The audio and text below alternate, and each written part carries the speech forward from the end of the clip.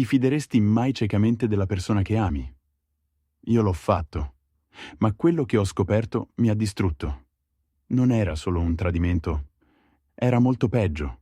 Ha manipolato tutti, compresa la nostra Chiesa. Ma io ho trovato le prove. E oggi ti racconto la storia che nessuno avrebbe mai creduto, fino a quando i video hanno rivelato la verità.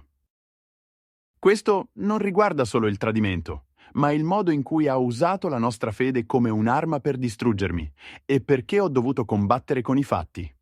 Sono io il disonesto per aver pubblicato online i video dei suoi tradimenti? Ha mentito alla nostra Chiesa dicendo che l'avevo abbandonata. Non avrei mai immaginato che i social media sarebbero diventati il campo di battaglia per salvare la mia reputazione. Quella che sembrava una normale domenica si trasformò nel giorno in cui il mio mondo andò in pezzi. Mentre ero nella nostra chiesa locale, la guardavo incredulo mentre singhiozzava di fronte all'intera congregazione, raccontando come l'avessi abbandonata. La verità era molto diversa dalla storia che stava raccontando. Torniamo indietro a 4 mesi prima di quell'episodio in chiesa. Tutto iniziò al ricevimento di matrimonio di mio cugino, dove sentii una conversazione che non mi suonava affatto bene. 2 ospiti stavano sussurrando riguardo a un viaggio di un'amica comune a Miami per il fine settimana. Il problema? Quella amica era in realtà mia moglie, che mi aveva detto di essere in viaggio di lavoro ad Atlanta in quei giorni.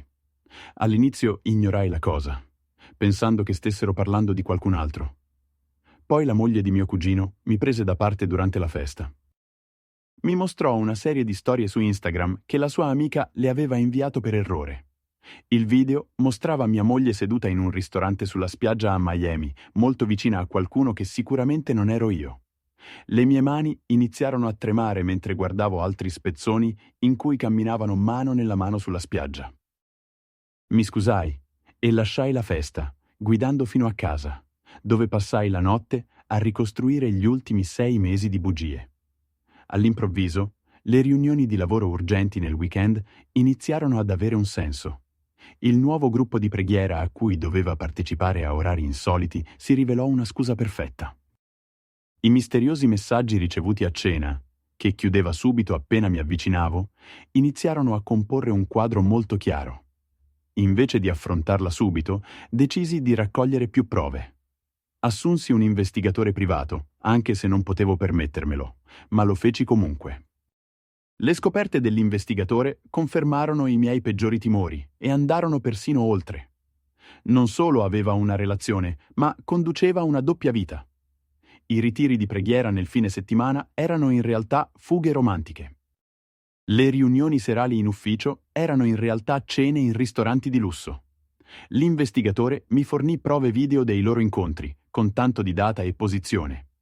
Ma ciò che mi fece perdere ogni freno fu scoprire che raccontava alla nostra comunità religiosa che ero emotivamente abusivo. Sosteneva che l'avevo abbandonata spiritualmente ed emotivamente. Si dipingeva come la vittima di un matrimonio senza amore. I membri della Chiesa iniziarono a trattarmi diversamente. Alcuni suggerirono addirittura una terapia di coppia. Sopportai 3 domeniche di sguardi di disapprovazione e giudizi sussurrati. Poi arrivò quella domenica fatidica, quando durante le richieste di preghiera si alzò e, tra lacrime di coccodrillo, chiese alla congregazione di pregare per il suo matrimonio in crisi. Disse che l'avevo completamente abbandonata e che avevo rinnegato la nostra fede. Fu allora che raggiunsi il limite. Aprii il telefono e caricai ogni singolo video dell'investigatore privato sui miei social.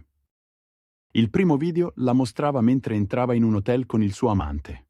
Un altro filmato la riprendeva mentre faceva shopping con lui nel centro commerciale, lo stesso giorno in cui mi aveva detto di lavorare fino a tardi. Aggiunsi date, luoghi e orari a ogni video. Nel giro di poche ore, il gruppo Facebook della nostra chiesa esplose di commenti. Alcuni la difendevano, dicendo che stavo cercando di umiliare una donna di fede. Altri iniziarono a raccontare episodi in cui le sue storie non tornavano. Un membro della chiesa ricordò di averla vista a un concerto il giorno in cui aveva detto di essere malata a casa. Un'altra persona disse di averla vista in un ristorante in un'altra città, seduta in modo molto intimo con qualcuno. Le prove l'avevano ormai seppellita, ma lei cercò comunque di girare la situazione a suo favore. Inviò un messaggio a tutta la chiesa dicendo che i video erano stati modificati. Fu allora che giocai la mia carta vincente. Avevo salvato i suoi stessi post su Instagram, in cui indossava gli stessi vestiti e si trovava negli stessi luoghi e nelle stesse date in cui aveva detto di essere altrove. Le bugie attentamente costruite iniziarono a sgretolarsi. Il nostro pastore convocò una riunione d'emergenza con gli anziani della chiesa. Lei si presentò con il suo miglior volto da vittima. Io mi limitai a riprodurre i video e lasciai che parlassero da soli. La cronologia era chiarissima. Mentre diceva alla chiesa che ero emotivamente distante, in realtà organizzava viaggi per il weekend con il suo amante. Quando raccontava che l'avevo abbandonata, in realtà si incontrava di nascosto con lui per pranzi romantici. La prova più schiacciante arrivò dai suoi stessi social. I suoi post sulla riscoperta di sé e sulla crescita personale avevano date e orari che coincidevano esattamente con i suoi incontri segreti. Gli anziani della chiesa rimasero in silenzio, scioccati. Il pastore sembrava fisicamente malato mentre la verità veniva svelata. Alla fine crollò e ammise tutto, non per rimorso, ma perché non aveva altra scelta. Le prove erano troppo schiaccianti. Il mattino seguente presentai istanza di divorzio. Sono passate 3 settimane da quando tutto è venuto alla luce. Le conseguenze sono state sia liberatorie che estenuanti. Sempre più membri della Chiesa hanno iniziato a raccontare le loro osservazioni. Un leader del gruppo giovanile ammise di averla vista in un bar panoramico quando avrebbe dovuto essere a un incontro di preghiera per sole donne. La segretaria della Chiesa rivelò che aveva spesso prenotato stanze per studi biblici che in realtà non si tenevano mai. Diverse persone si scusarono con me per aver creduto alle sue bugie. Durante la messa della scorsa domenica, persino il pastore si scusò con me. Ammise di non aver verificato le sue accuse prima di emettere giudizi. Il procedimento di divorzio sta andando più veloce del previsto. Il mio avvocato dice che la sua ammissione pubblica di adulterio, unita alle prove video, rende tutto molto più semplice. Si è trasferita dai suoi genitori, raccontando a chiunque voglia ascoltarla che ho invaso la sua privacy e che ero un marito controllante. A quanto pare, pubblicare prove del suo tradimento è peggio che tradire. La Chiesa le ha chiesto di dimettersi da tutti i suoi incarichi di leadership. Il gruppo ministeriale femminile, che lei guidava, si è sciolto in silenzio. Alcuni membri mi hanno suggerito di provare la terapia di coppia, ma ho rifiutato. La fiducia è irrimediabilmente distrutta. Anche la moglie del suo amante mi ha contattato. Abbiamo parlato al telefono per più di 2 ore, confrontando le prove che avevamo raccolto. Lei sospettava qualcosa da tempo, ma non era mai riuscita a dimostrarlo. Ora sta chiedendo il divorzio anche lei. La sorpresa più grande è arrivata da mia suocera, che mi ha chiamato per dirmi che si vergognava di sua figlia. Ora mi sto concentrando sulla mia guarigione e sul mio futuro. La terapia inizierà la prossima settimana. Ho messo in vendita la casa. Troppi ricordi tra quelle mura. I miei fratelli sono stati il mio più grande sostegno durante tutto questo. Si alternano per controllarmi, portarmi da mangiare e semplicemente ascoltarmi. A volte il silenzio in casa è assordante, ma sai una cosa? Lo preferisco alle bugie. Sono passate 5 settimane e le rivelazioni continuano ad arrivare. Qualcuno mi ha inviato anonimamente altre foto che nessuno aveva mai visto prima. Mostravano mia moglie in 3 città diverse nei giorni in cui diceva di essere andata a trovare la zia malata. Per la cronaca, la zia stava benissimo in quei giorni. Il mio avvocato dice che queste nuove prove rafforzano ulteriormente il mio caso. Adesso lei pretende che io rimuova i video, sostenendo che le stiano rovinando le possibilità di trovare lavoro. Il suo amante ha trovato un altro impiego in una città diversa e si è trasferito. I miei suoceri si sono ufficialmente schierati dalla mia parte. Sono disgustati da come ha manipolato la comunità religiosa. Suo padre mi ha restituito l'auto che ci avevano regalato per l'anniversario. Ha detto che non riusciva a sopportare l'idea di vederla ancora guidarla dopo quello che aveva fatto. La Chiesa ha implementato nuove regole per le consulenze matrimoniali. Adesso entrambi i coniugi devono essere presenti per ogni discussione di coppia. Inoltre, verranno richiesti documenti a supporto di qualsiasi accusa di abuso. Il mio agente immobiliare mi ha dato buone notizie.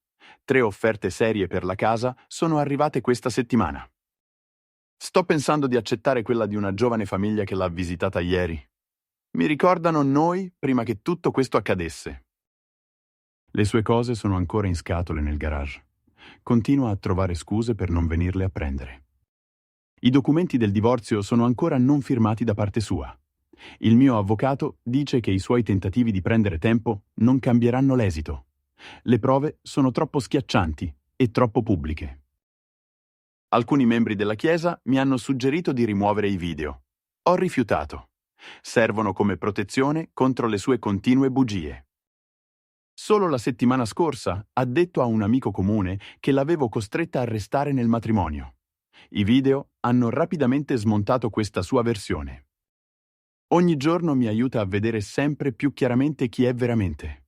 La donna che credevo di conoscere non è mai esistita. La casa è stata venduta ieri, il rogito è fissato per il mese prossimo. La giovane famiglia che l'ha acquistata era entusiasta quando ha saputo che la loro offerta era stata accettata. Il mio avvocato mi ha chiamato con aggiornamenti sulla causa di divorzio. Alla fine ha firmato i documenti dopo che i suoi tentativi di ritardare la procedura sono falliti. Il giudice ha esaminato tutte le prove e ha emesso la sentenza a mio favore. Le sue accuse sulla mia violazione della privacy non hanno retto in tribunale. I video sono stati fondamentali per proteggere i miei beni. Ha provato a chiedere metà della mia eredità, ma il giudice ha respinto la sua richiesta all'istante. La nostra Chiesa ha tenuto una riunione per implementare nuove regole. Stanno creando linee guida per evitare false accuse. Altre chiese della zona hanno chiesto di adottare misure simili. Il divorzio del suo amante è stato finalizzato la scorsa settimana. Sua moglie ha ottenuto un accordo favorevole. Il gruppo di supporto della Chiesa mi è stato di grande aiuto. Mi stanno insegnando come perdonare senza per forza riconciliarsi. Il mio nuovo appartamento è un'oasi di pace. I video restano online come protezione. Lei continua a cercare di manipolare la narrativa sul nostro matrimonio, ma ormai tutti sanno dove cercare la verità. Il mio terapeuta dice che sto facendo grandi progressi. La comunità religiosa ha in gran parte superato la vicenda. Alcuni membri faticano ancora a prendere una posizione, ma non li biasimo. L'inganno può essere incredibilmente convincente, ma la verità, supportata da prove, vince sempre. Guardando indietro, i video non sono stati una vendetta. Sono stati la mia unica difesa contro le sue bugie. A volte, rendere pubblica la verità è l'unico modo per proteggersi dalle menzogne private. Ora dimmi, tu cosa avresti fatto al mio posto? Avresti pubblicato i video o avresti lasciato perdere? Scrivilo nei commenti. Se ti è piaciuta questa storia, lascia un like e iscriviti al canale per altre storie incredibili.